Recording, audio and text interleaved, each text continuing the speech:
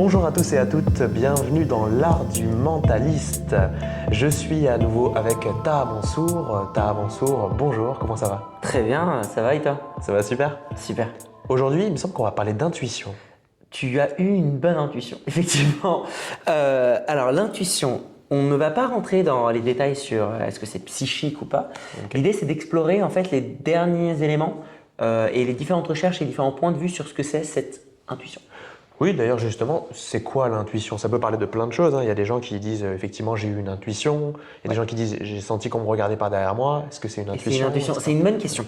Aujourd'hui, une des définitions de l'intuition, et c'est sur celle qu'on va se baser, en tout cas selon Larousse, c'est une perception immédiate de vérité sans l'aide de raisonnement.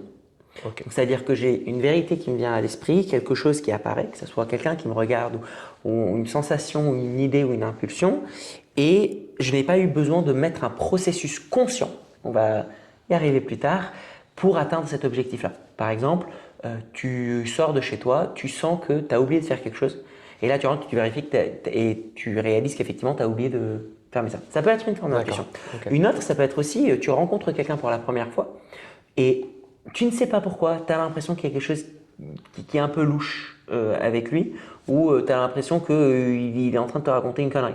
Et tu réalises après coup, effectivement, oui, c'était un mensonge qu'il t'avait raconté, mais tu ne sais pas trop pourquoi, c'était pas nécessairement une projection sur lui.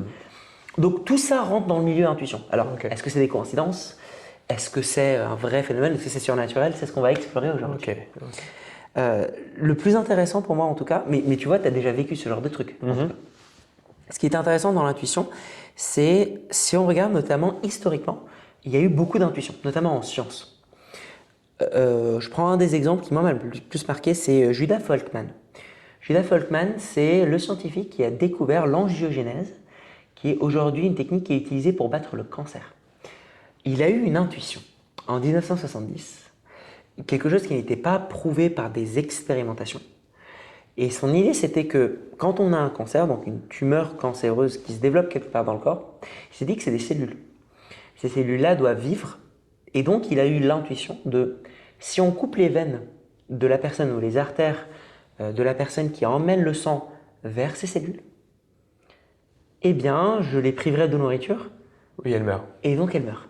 Mais ils n'avaient pas du tout la conception du cancer à cette époque-là qu'on l'a aujourd'hui. Ils n'avaient pas d'évolution ou de conception qui permettait de prouver ça. Il a juste eu ça.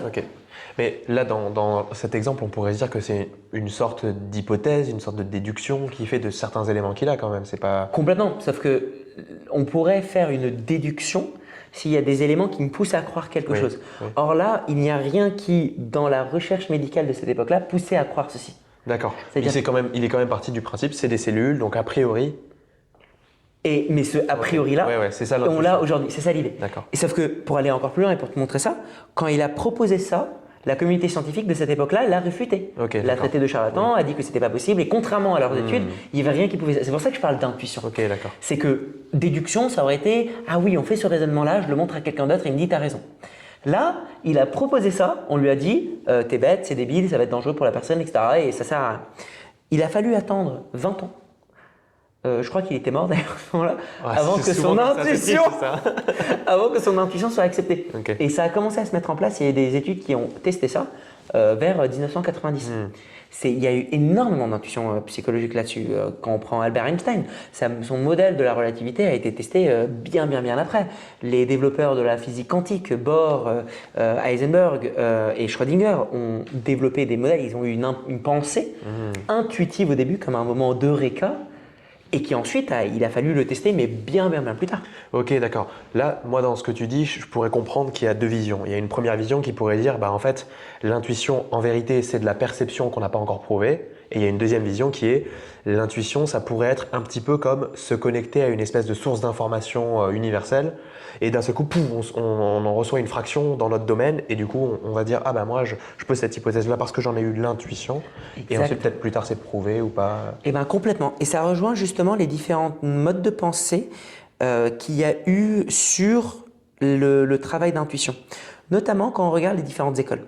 Effectivement, quand on rentre dans l'ésotérique, en discutant avec quelques voyants, ils me disaient que l'information de l'univers existe autour de nous, quelque part, Il y a comme une banque de données centrale, un CPU, et il suffit juste de se connecter à cette banque de données-là pour obtenir des informations et s'adresser à l'intuition. D'autres modèles de pensée, comme Daniel Kahneman, qui était l'auteur de Thinking Fast and Slow, lui au contraire disait que l'intuition ne peut rien prédire, elle ne peut que reproduire des schémas déjà vécus dans le passé. Ok. C'est-à-dire qu'en gros, l'intuition serait une reconnaissance hyper rapide de quelque chose que tu as déjà vécu. Ok, et là on retrouve l'idée de non conscientisé, Voilà. c'est pour ça que c'est ultra rapide. Donc dans les deux cas, c'est non conscientisé. Ouais. Que ça soit pour le côté voyant, Ah oui. dans tous les cas, c'est je ne sais pas d'où ça me vient. Donc ça rentre dans l'intuition. Mais qu'est-ce qu'il explique? Il y a ces deux modèles. Ok. En revanche, ce qui est intéressant, c'est que il se passe quand même des choses, parfois, des certitudes qui se mettent en place. Et il y a eu des expériences qui ont été faites où peut-être que c'est plus complexe que juste une comparaison avec le passé. Et donc je vais en parler de quelques-unes. Notamment, il y a eu des études qui ont été faites sur la notion de la première impression. Et tu vois, parfois on parle du fait que c'est important d'écouter sa première impression. Eh bien, peut-être qu'il y a une vraie vérité derrière. Vous voyez, c'est tous les moments où vous voyez juste un truc ou alors vous avez une question devant vous et instinctivement vous savez c'est quoi la réponse. Et après vous vous dites non, c'est pas ça et je réfléchis et je rationalise etc. Et je réponds autre chose. Et après coup je réalise que c'était bien la première impression. Je ne sais pas pourquoi, je ne sais pas comment, mais elle est venue. Ok, à ça Daniel Kahneman pourrait dire les fois où ça a été juste, tu t'en souviens, biais de confirmation d'hypothèse, et les fois où ça a été faux, tu t'en souviens pas et tu te le dis pas particulièrement. Et du coup, tu passes à autre chose. Et c'est le modèle effectivement un peu statisticien de l'intuition qui est que on avance. Oui. Mais en réalité, il y a des expériences qui poussent à croire autre chose, quelque chose d'un peu plus complexe. D'ailleurs, tout d'abord, il y a une citation que j'adore de Henri Bernstein, qui est un dramaturge, qui dit « L'intuition, c'est l'intelligence qui a commis un excès de vitesse ». Ah, je connais cette… Et je la trouve extrêmement belle. Si on regarde les différentes études, il y a eu une étude qui a été faite en 2002 par Sam Gosling. Ce qu'il a fait, c'était, il voulait voir à quel point on pouvait avoir une intuition humaine sur les gens. Donc, avant cette hypothèse-là, déjà, prenons en considération le modèle qui était établi pendant beaucoup de temps. L'intuition a beaucoup évolué à travers les âges, parfois on leur donnait de l'importance, parfois de l'ésotérisme, parfois on l'éliminait. Quand est venu Daniel Kahneman et les pensées un peu plus rationalistes de la vision psychologique, on a éliminé très rapidement l'intuition. Il y a eu un mouvement qui s'est créé de toute façon, l'intuition, on a fait des tests et effectivement, il y a certaines personnes qui ont plus, mais moins, mais c'est que statistique et que c'est que des fluctuations et nous, on donne du sens parce que voilà. Effectivement, il y a des expériences qui montrent que si toi, tu reconnais quelque chose que tu as déjà fait dans le passé, tu as une réponse hyper rapide parce que tu as appris à analyser ça. Un pompier, par exemple, c'est l'exemple que donne Daniel Kahneman, un pompier qui est en train de marcher dans la rue et a une intuition qu'il va y avoir un feu, probablement c'est parce qu'il a entendu ou ressenti ou senti des choses qui se sont tous alignés avec tous les autres feux qu'il a vus avant. Et donc, sans le savoir pourquoi, son cerveau, son inconscient, ou on l'appelle comme on veut, a analysé ça de manière du coup inconsciente, hyper rapidement, et lui a envoyé ce message-là à sa conscience pour qu'il puisse agir.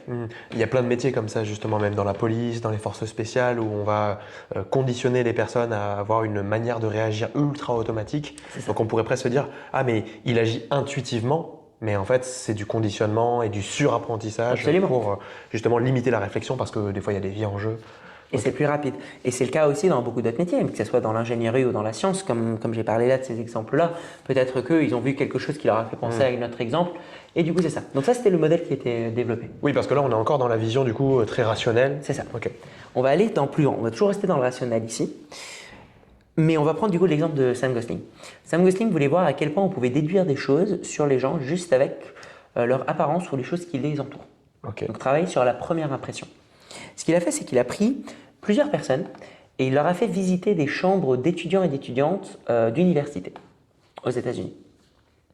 Le job des participants et participantes, c'était qu'ils arrivaient dans une salle, on leur on leur montrait un peu la chambre de quelqu'un et puis on leur faisait passer un test de personnalité sur la personne qu'ils pensent habite à cet endroit. D'accord. En leur demandant des questions plus ou moins précises sur leur personnalité, les trucs qu'ils apprécient, comment ils se comportent, leur look. Ça allait dans plein de différentes directions. Et on voulait voir à quel point ils étaient réalistes par rapport à la vraie réponse de l'étudiant.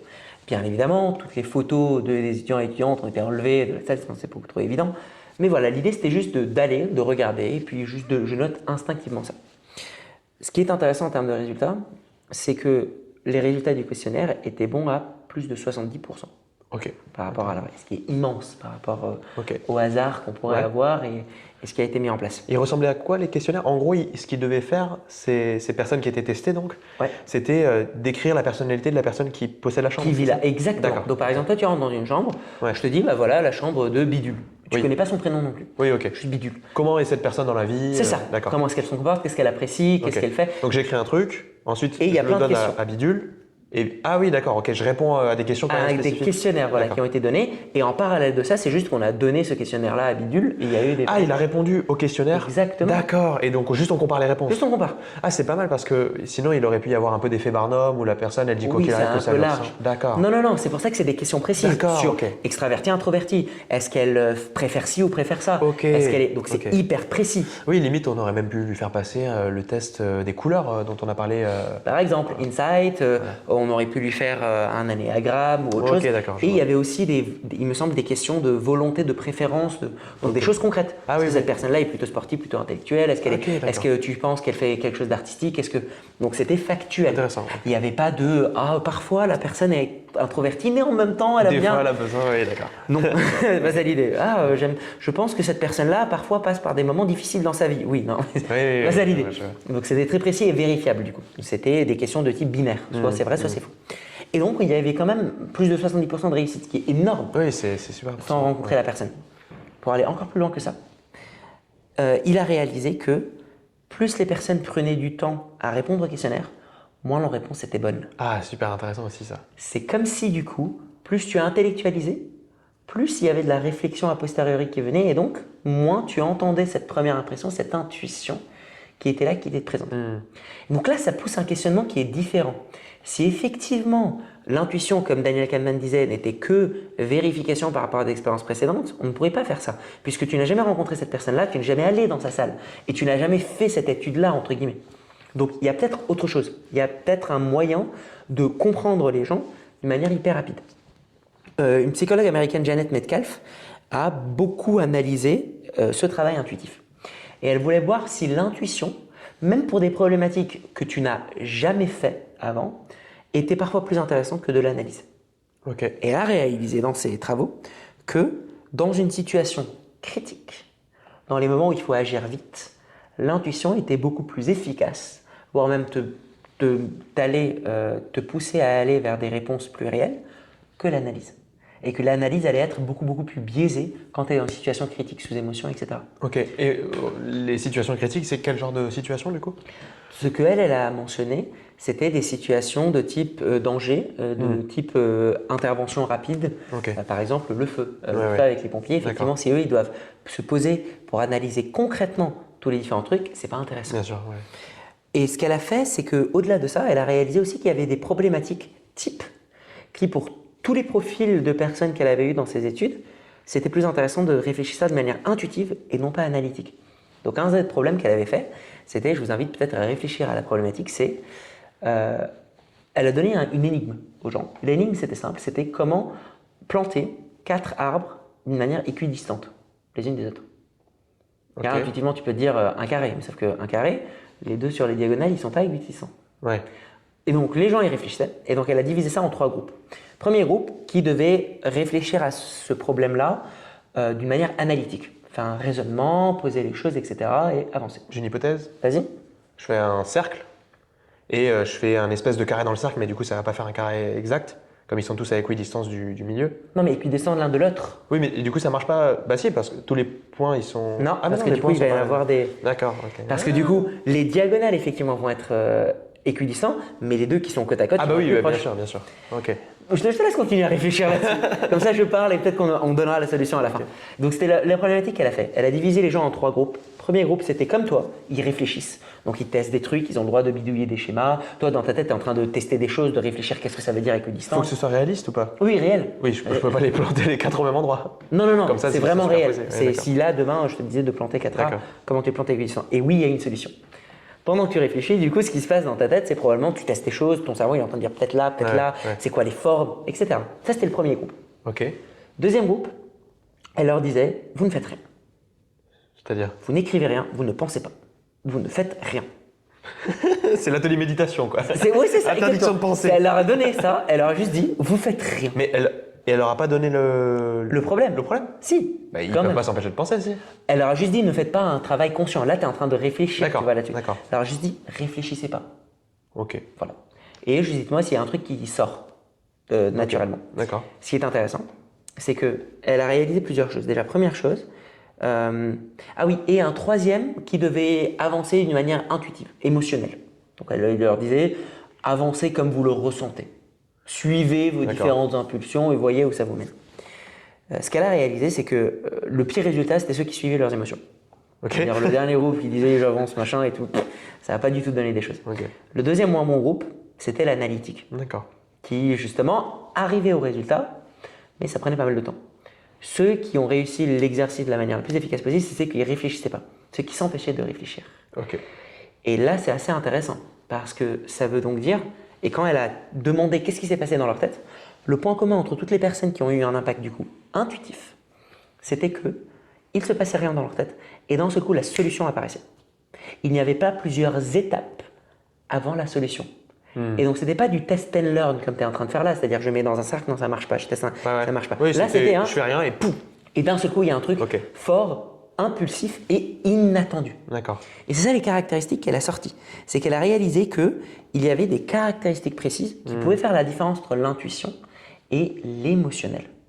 L'intuition serait une réponse inattendue, non volontaire et assez faible quand même dans le ressenti. C'est-à-dire que c'est quelque chose qui sort, mais si tu n'y portes pas attention, D'accord. tu peux te détourner pour Ok. penser à autre chose.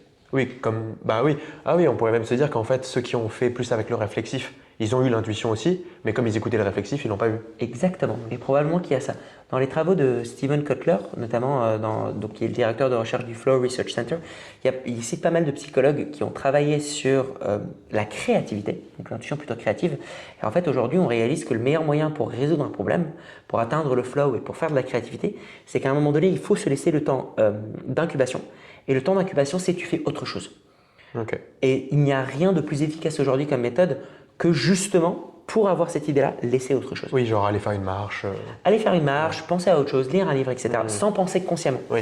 Et donc, ce qu'elle a réalisé, c'est que, relié à tout ça, on peut se dire que l'intuition, ça peut être une comparaison avec des choses qu'on a vécues dans le passé, mais le nouveau modèle qui se développe maintenant, et une des écoles de pensée, parle plutôt de réseaux de neurones. Ok. Et donc, dit plutôt que notre cerveau fonctionne avec des réseaux de neurones, donc des connexions neuronales qui relient plusieurs parties du cerveau qui ont plusieurs objectifs pour avoir un certain objectif commun. Une problématique, ça serait des réseaux de neurones qui ne se connectent pas, de trucs qu'on voudrait relier ensemble et qu'on n'arrive pas. Ok. Un Et moyen. l'intuition. Et l'intuition, ça serait de l'aléatoire, des connexions aléatoires qui se mettent en place très rapidement dans le cerveau. Et à un moment donné, il y en a une, aléatoirement, qui répond à tout. Mais sauf que, comme c'est un réseau de neurones neuf, parce qu'il n'a jamais été Connecté, développé comme ouais. ça, voilà. Alors, soit ça ressemble beaucoup à quelque chose du passé, et donc le problème retouche un réseau de neurones qui était quand même fort, et du coup ça me dit je suis sûr que c'est ça, je suis sûr que c'est ça. Ou alors à l'inverse, c'est un nouveau réseau de neurones qui est créé, une nouvelle connexion qu'on n'a jamais expérimentée. Et c'est la raison pour laquelle elle semble hyper faible. Et c'est pour ça qu'on a envie de la rencontrer. Et pour toutes les personnes qui ont ces premières impressions-là, très souvent vous avez envie de dire non, c'est pas ça. Probablement, et là c'est le modèle qui dit que en fait, les neurones qui sont prises dans ce réseau de neurones neuf, en fait, sont aussi prises dans des réseaux de neurones similaires, mais pas exacts. Et donc c'est très simple pour toi de revenir sur un réseau de neurones classique et de ne pas entendre cette nouvelle brèche qui a été développée.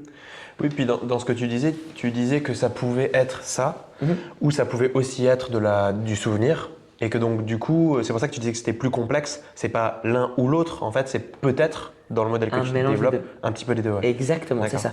Et donc ça expliquerait pourquoi est-ce que quand tu t'entraînes, tu peux avoir des intuitions bonnes par rapport à ton métier, mais aussi face à des choses qui n'ont jamais été faites et tu ne les as jamais testées, et ben, tu arrives quand même à l'obtenir.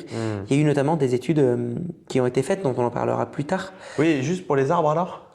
Pour les arbres, du coup, la solution, c'est le cerveau humain fonctionne souvent de manière deux-dimensionnelle et la solution, c'est la 3 dimensions. Ok. Tu en plantes un sur le haut d'une colline Ok. et du coup, ça fait un tétraèdre. Ah, d'accord, ok. Tu en as 3 en triangle, Ok, et en, un qui en est bas en haut. et qui est au-dessus. Ok, d'accord. Et du coup, ça fait un tétraèdre. Ah. C'est marrant. Marrant. Ouais. Et du coup, ce qui s'est passé, c'est que par rapport à ces personnes-là, les personnes analytiques avançaient petit à petit et disaient oui, on avance, on a des idées et tout. Ça m'étonne pas que ce soit le genre de truc où tu puisses te dire ah, mais bien sûr en fait. C'est ça. Ouais, d'accord. Et l'aléatoire joue un rôle là-dedans. C'est que du coup, on se dit que probablement, juste se laisser prendre par cet aléatoire-là, ça peut nous amener à un endroit intéressant. Moi, personnellement, je l'ai beaucoup vécu en mentalisme. Alors, ça demande de l'entraînement. Et d'ailleurs, ça suit un peu le modèle un peu de plasticité cérébrale et d'apprentissage qu'on a. C'est-à-dire qu'un des modèles qu'on a, c'est que le cerveau, il apprend en faisant des erreurs, et puis voilà la récompense qu'il a face à cette erreur-là, il se réadapte, il change son modèle de la vie quotidienne, et puis il avance. Eh bien, l'intuition, c'est la même chose. C'est-à-dire que si je n'entraîne pas mon intuition, si je ne m'entraîne pas à l'écouter, et ensuite je ne l'entraîne pas à la confronter au monde quotidien, on rentre dans les préjugés. Les préjugés, c'est de l'intuition qui n'a jamais été comparée au vrai monde. C'est, j'ai l'intuition que ça c'est vrai, mais je ne fais pas l'effort d'aller vérifier si oui ou non elle est Oui, vraie. j'ai eu des connexions aléatoires de neurones ou alors un truc en rapport avec des souvenirs ou avec des biais ou avec C'est ça. des a priori. Et je l'ai pas confronté au réel. Exactement.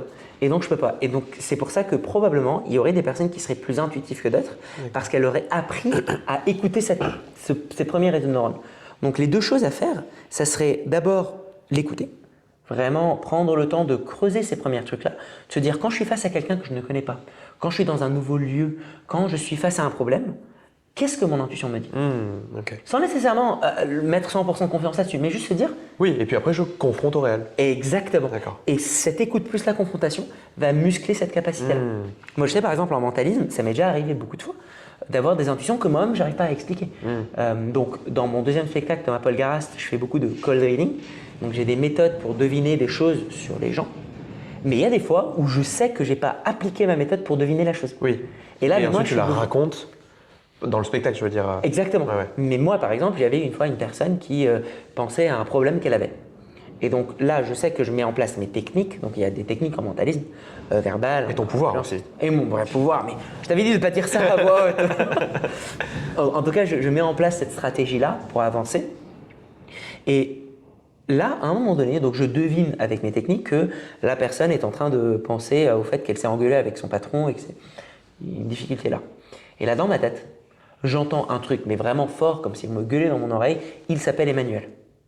Ok, c'est énorme. Ça sort de nulle part. Je ne sais pas, je n'ai jamais rencontré cette personne. Ouais. Je ne connais pas son groupe, je ne sais pas d'où ils viennent. La première fois.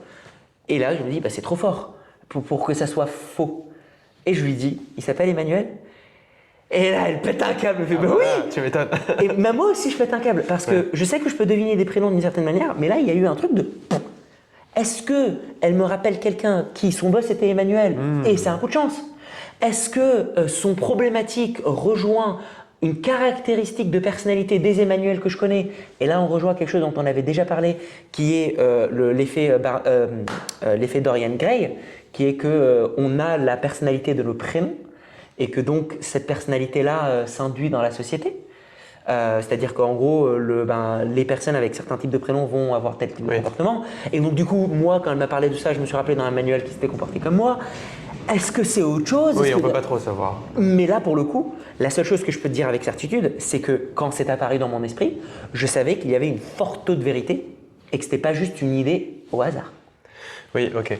Bon, là, à nouveau, Kahneman pourrait dire, en fait, t'en savais rien, tu l'as dit, et ensuite tu te racontes que, tu vois. Il pourrait dire ça aussi. Je dis ça parce que vous avez peut-être entendu, moi, dans ma manière d'appréhender l'intuition, j'ai quand même un truc assez, je suis assez, tu vois, assez cartésien, assez, donc les personnes qui écoutent le podcast, probablement que vous le savez, mais je fais de l'hypnose d'accompagnement. Et tu vois, je suis assez, dans l'hypnose d'accompagnement, moi, dans ma manière en tout cas d'envisager la thérapie, je suis assez anti-intuition. Tu vois, dans le travail que je fais avec les personnes. Ça veut dire que toi, ce que tu appliques pour les gens. Ça n'est jamais intuitif, justement. 0% du temps intuitif même, je dirais. En tant que formateur, je transmets souvent cette idée, pas pour que les personnes l'appliquent telle qu'elle, mais pour que ça les fasse réfléchir, donc je fais exprès d'être un peu extrême. J'aime bien dire cette phrase, l'intuition, c'est ce qu'on a quand on n'a pas de stratégie. Tu vois? Et qu'on peut s'autoriser à avoir de l'intuition quand on a tellement travaillé, on a tellement d'expérience qu'à un moment, bah, on n'a plus besoin de réfléchir à notre stratégie pour qu'elle nous vienne. Tu vois? Et Un on a peu le modèle de l'intuition. Kahneman. Voilà, on a une espèce d'intuition que c'est ça qu'il faudrait faire. Mais en fait, c'est parce qu'on a travaillé des Complètement. centaines de fois avec ce type de cas-là. Et donc, du coup, en fait, c'est ce que tu disais quand tu disais c'est l'intelligence qui a fait un excès de vitesse. Ouais. C'est pas vraiment. Je pourrais même considérer que c'est pas vraiment de l'intuition. Je l'appelle intuition parce que ça me vient tout de suite sans réflexif. Ouais.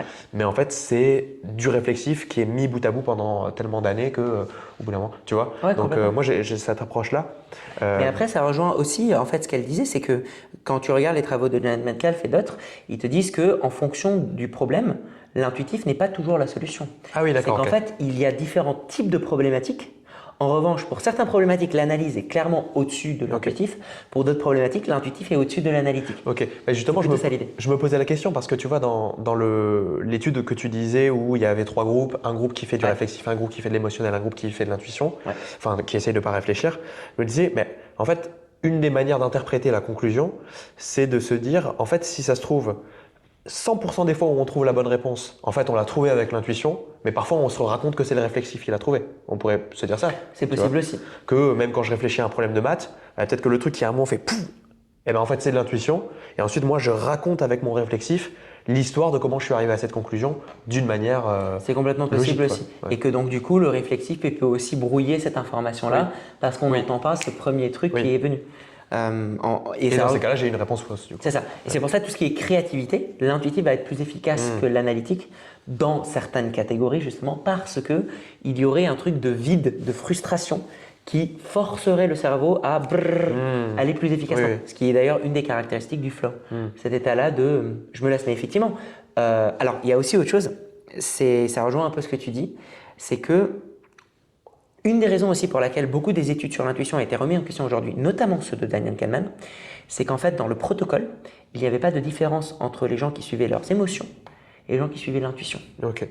Et là, pour le coup, l'émotion est très dangereuse. Et ce que Janet Metcalfe et d'autres réalisaient, c'est que toutes les personnes qui suivaient leurs émotions en croyant qu'ils sont intuitifs, aujourd'hui, on voit beaucoup de gens qui disent « moi, je suis intuitif, j'avance avec l'intuition ». Probablement, de quoi ils parlent de préjugés et d'émotions. Oui, si tu leur poses la question, en fait ils te parlent de leurs émotions. C'est ça. D'accord.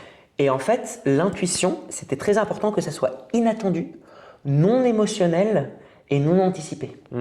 Alors que quand moi, dans la vie quotidienne, je dis j'ai eu l'intuition qu'il voulait me dire ça, c'est parce qu'il s'est passé un discours intérieur dans ma tête qui m'a poussé à ça.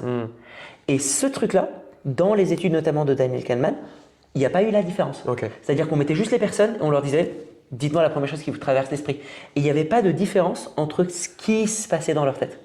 Et donc effectivement, suivre les émotions ou suivre quelque chose qui te bloque, en mode, exemple, raciste, on pourrait dire intuitivement, ouais, moi je l'ai vu, je suis sûr qu'il va faire un mauvais boulot. Sauf que ce n'est pas de l'intuition qui se passe. Parce qu'il y a un blocage émotionnel, il y a un discours interne, et donc très probablement, ça va être une mauvaise réponse. Alors que si je vois quelqu'un, je ne l'ai jamais vu de ma vie, et que je lui, d'un seul coup dans ma tête, je me dis, il bosse dans ça, je ne me suis pas demandé cette question-là. Ça ne m'a fait aucun impact. Oui, ça te touche pas particulièrement. Et là, probablement, en fait, ça a un très haut taux de réussite. Ok. Ça rejoint d'ailleurs du coup le tips que je voulais partager, qui est basé sur différentes études. Le plus important pour entraîner cette intuition-là. Oui, parce que du coup, tu parlais aussi d'entraîner l'intuition. C'est ça. Pour justement Et donc, comment je l'entraîne, Ouais. c'est justement d'écouter cette première intuition-là régulièrement, la confronter, mais sans préjugés. Ça, c'est le plus important. Si je sens que, en connaissance d'une situation, j'ai des idées ou des émotions qui me viennent, c'est probablement un préjugé. C'est intéressant aussi, mais ça me raconte des choses sur moi et non pas sur la réalité. Si je vois quelqu'un face à moi, ça me frustre et je me dis c'est un gros connard, peut-être qu'il a évoqué en moi quelque chose de j'ai vu quelqu'un qui m'avait fait quelque chose de difficile Et ça et a qu'il fait avait le penser à même ça. jacket. Ouais, Voilà. d'accord. Sauf que là, c'est pas l'intuition qui s'active. Oui. C'est aussi un système d'apprentissage qui peut ressembler à l'intuition, mais c'est pas le cas. L'intuition, c'est je suis en train de marcher dans la rue et je me dis c'est ça la solution. Ou alors je vois quelqu'un, je me dis je suis sûr que là il a perdu sa mère. Voilà. Et je n'ai jamais recherché ce truc-là. Et en thérapie, moi je suis d'accord avec toi. Moi quand je fais de la thérapie, je ne fais pas ça. Mais parce que je pense aussi que comme on est en train de chercher activement, le problème de l'autre, ses métaprogrammes, sa manière de fonctionner, du coup, ça serait à l'encontre de l'intuition. Puisque comme on a un effort actif, faire de l'actif et de l'émotionnel, ça va générer des préjugés. Et du coup, l'étude qui a été faite par contre, pour renforcer ça, c'était en 1994, de Bella M. Depolo, qui a fait une étude assez intéressante pour voir si les gens pouvaient détecter les menteurs intuitivement. Ok. Ah bah tiens, justement, je voulais t'en parler parce que actuellement, tu es en train de faire une étude scientifique Oui, sur la détection du mensonge. absolument. Ouais. Les résultats ne sont pas concluants pour l'instant parce qu'il y a beaucoup de paramètres qu'on n'arrive pas à contrôler. Oui. Donc, je ne peux pas en dire plus. C'est compliqué. J'ai une intuition par rapport à ce qui se passe. On va remettre en Oui, on en a question un le petit peu protocole. parlé. Mais j'espère avoir des résultats, que ce soit vrai ou faux, dans tous les cas, les résultats seraient intéressants. Mais en tout cas, il y a beaucoup de protocoles difficiles. Justement, comment tu vérifies que la personne a effectivement écouté sa première intuition? Eh oui, eh Même si elle te dit. Comment tu sais que c'est pas de l'émotionnel? Comment tu cadres ça? On peut augmenter les chances que, mais c'est pas évident. Et Bella, là, ils ont fait une étude en 1994 où ils ont pris des gens lambda qu'ils ont appelés les juges. Les juges, on les a confrontés face à différentes personnes qui devaient raconter des moments qu'ils ont vécus dans leur vie. Et eux, ils devaient juste dire si oui ou non ils ont menti. Ça, c'était la première étape. Donc, ils les faisaient passer devant des gens et les gens, ils disaient « Ah, moi j'aime bien le surf, moi je lis de la science-fiction, etc. » Et les juges, du coup, devaient juste dire si oui ou non ils étaient un menteur. Et en plus de ça, et c'est là où ça devient intéressant, c'est même s'ils disaient que c'était quelqu'un qui disait la vérité ou quelqu'un qui mentait, ils devaient classer le niveau de véracité sur une échelle, sur une ligne glissante. Donc, est-ce que c'est plutôt vrai, plutôt pas vrai, Ok. assez vrai, plutôt un mensonge, assez, ou sûr. Voilà. Les résultats sont assez fascinants. C'est que il a réalisé déjà que l'être humain en général, sauf les gens hyper sceptiques et serrés, en général on a tendance à avoir plutôt confiance aux gens. Et que donc il y a beaucoup de mensonges qui ont été omis pour des vérités. Ok. Que du coup, quand les gens répondaient, leur taux de réussite était catastrophique. Quand ils disaient est-ce que c'est un mensonge ou une vérité, il y avait quasiment rien qui se mettait en place. Enfin, que les résultats sont mauvais et que c'est de l'aléatoire, en gros. Ok. Parce que les gens en général font confiance, donc ils disent que c'est plutôt la vérité. Exactement. D'accord. Par contre, là où c'est marrant, c'est que malgré le fait qu'ils disaient la vérité, dans plus de 70-75% des cas, les personnes classaient les menteurs en moins vrai que les gens qui disaient la vérité. Ok. D'accord. Et ce qui est quand même hyper intéressant et hyper contre-intuitif, justement. Ils disent la vérité, mais moins que Moins que ceux l'autre. qui disent Mais par vraiment contre, je le crois à 100%. Ouais, d'accord. Mais je le crois à 100% bizarre. sur une échelle de 3 sur 10. C'est Alors que pour les personnes qui disaient réellement la vérité, je les classe à 5-6, Ouais. mais je les crois aussi à 100%. Ouais. À même niveau, mais je les classe pas au même endroit. Ah oui, du genre, en fait, dans les deux cas, je les aurais cru dans la vie de tous les jours, ils m'auraient dit je fais ça, Moi, je les aurais crois. cru, oui. Mais en vrai, un peu moins. C'est ça. C'est bizarre. Et c'est hyper bizarre.